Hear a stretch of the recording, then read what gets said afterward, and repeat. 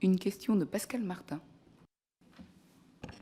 Bonjour Monsieur Diagana et bonjour Madame la Ministre. Moi, j'ai noté la phrase que vous avez prononcée tout à l'heure, Madame la Ministre, en disant que c'était un athlète de l'INSEP qui vous avait dit cela. J'aimerais de temps en temps ne plus être considéré comme un sportif, mais comme un individu, comme un être humain en quelque sorte. Et bon, le monde sportif, je le connais plus ou moins, on va dire, et je m'intéresse du coup beaucoup là, à cette commission d'enquête parce que, en fait, le monde sportif, c'est aussi le reflet de la société, vous venez d'en parler. Et il y a plusieurs personnes qui nous ont témoigné du fait que dans d'autres pays, il y a un accompagnement, parce que cette phrase m'a fait penser à cela, en fait. Je ressens que dans ce monde sportif, et d'autant plus au sport de haut niveau, on fait des êtres humains des espèces de machines à gagner, et on laisse un peu de côté l'humanité de ces personnes. Et donc dans certains pays, il y a des psychologues qui accompagnent les sportifs. Et d'après ce que j'ai entendu, j'espère ne pas me tromper, il semblerait qu'en France, on soit en gros déficit d'accompagnement et qu'en fait, ça dépend aussi des moyens qu'ont les fédérations. Puisque dans certaines fédérations, j'imagine que cet accompagnement psychologique est mis en place et dans d'autres, sans doute très peu, voire pas du tout. Donc je voulais savoir ce que vous pensiez de cette question de l'accompagnement des sportifs. Parce qu'il me paraît indispensable. Enfin, on peut pas. Il y a aussi deux athlètes au tout début de la commission d'enquête qui nous disaient que parce que les JO arrivaient, en fait, voilà, on en faisait, comme je viens de le dire, excusez-moi l'expression, que je m'en excuse auprès d'eux et elles, des machines à gagner. Je trouve cela très regrettable. Donc, que pensez-vous? Est-ce que vous avez pu, vous, au travers de votre expérience et de votre expertise, faire ce constat aussi? Et est-ce que vous avez des préconisations? Juste, peut-être avant que vous répondiez, il me semble, mais je voudrais pas dire de bêtises, qu'au moment des auditions, on a aussi eu une personne qui nous a dit que, par exemple, pour la délégation française au JOP de 2024, il n'y aurait qu'un psychologue pour toute la délégation française. Donc voilà, c'est un sujet qui nous a beaucoup aussi questionné sur l'accompagnement de ces sportifs, y compris d'ailleurs quand on parle de bien-être et d'accompagnement de nos athlètes. Eh bien, la question du suivi psychologique est un vrai sujet. Oui, donc plus globalement, et c'est vrai qu'il y a un vrai sujet sur la santé des athlètes, mais quand je parle de santé, je la pense bien dans ces trois dimensions, hein, celle de la définition de l'OMS qui date de 1946, la santé psychique, physique et sociale. Et donc, je pense qu'il y a un déficit de prévention, d'accompagnement, en particulier, je l'ai évoqué sur la santé sociale, c'est-à-dire que quand on sort des listes d'athlètes qui ont couru sous les couleurs du maillot national, on ne sait pas trop l'itinéraire, on voit qu'il y a quand même beaucoup de difficultés, donc ça interroge le système, et on voit bien ces témoignages qui disent on sent la pression des Jeux Olympiques, l'obtention des médailles. Tous les systèmes de performance, que ce soit en entreprise ou dans le sport, sont soumis au même questionnement. Comment on veut produire de la performance? À quel coût? Quels sont les risques? Les identifier, les prévenir. Qu'est-ce que l'on accepte? Qu'est-ce que l'on n'accepte pas? Donc je crois que c'est vraiment une question de responsabilité du mouvement sportif sur ces questions-là.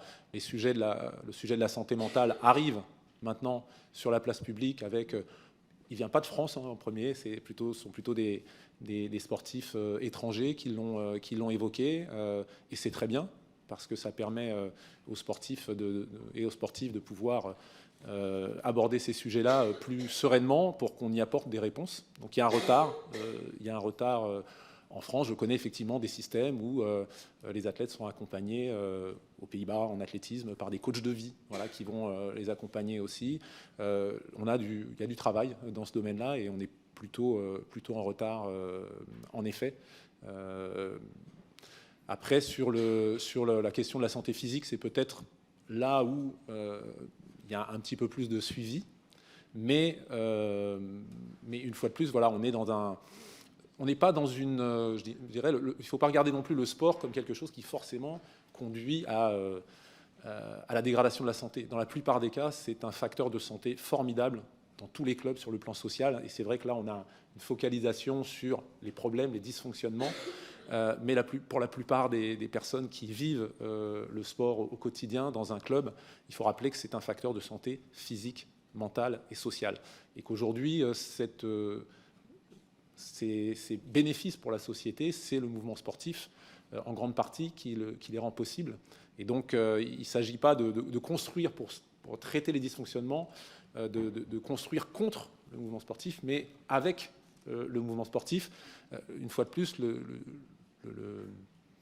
bénévolat est quand même en difficulté. Hein. La vocation de bénévole, c'est aujourd'hui, pour beaucoup de raisons qui seraient longues d'expliquer, mais c'est une difficulté. Donc il faut avoir aussi, dans la prise en charge de tous les problèmes qu'on a évoqués aujourd'hui, cette situation bien en tête pour ne pas non plus faire fuir les vocations qu'on a déjà du mal à avoir sous le poids des responsabilités, sous le doigt accusateur, qui pourrait se dire, voilà, si je veux être tranquille maintenant, moi je ne prends plus de responsabilité et je rends les clés de mon club.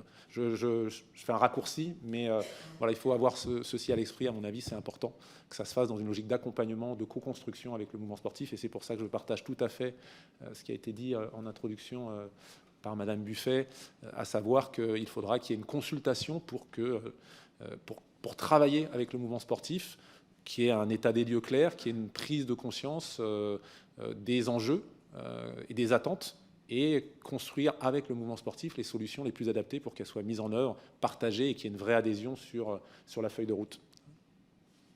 Juste par rapport à votre question, Madame la rapporteure, nous allons certainement proposer de modifier l'article 231-5 du Code du sport pour justement élargir le rôle et les missions des fédérations dans le domaine de la protection des sportifs, en citant de façon claire la question de la psychologie. Donc, de faire rentrer dans cet article pas simplement les questions physiques, mais aussi les questions psychiques. Donc, pour que les fédérations soient en responsabilité par rapport à ça. Donc, ça, c'est une proposition très concrète que nous faisons. Alors, après, le sport est aussi le reflet de la société. Les dérives, on l'a dit tout à l'heure, les dérives qui traversent le sport sont celles qui traversent la société. Mais je dirais, le sport aussi, dans sa pratique, obéit à certains codes dans la société. Quand le débat sur le sport se réduit aux résultats sportifs ou au spectacle sportif, bien évidemment, la question de la performance du résultat devient un peu le guide d'un certain nombre d'agissements, d'un certain nombre de pratiques dans le mouvement sportif. Dans une audition, on nous expliquait, par exemple, que des parents ne voient pas la nécessité que des jeunes qui sont en centre de formation rentrent le week-end, et que parfois, en lien avec des entraîneurs, ils disent non, il faut mieux qu'il reste dans le centre de formation, ça lui permet de s'entraîner, etc. Donc on voit bien comment la pression peut s'exercer, y compris de la part parfois des plus proches des athlètes, avec l'idée du résultat. Donc c'est comment on dessert cette conception du sport basée que sur la performance et le résultat, c'est ce que disait Stéphane.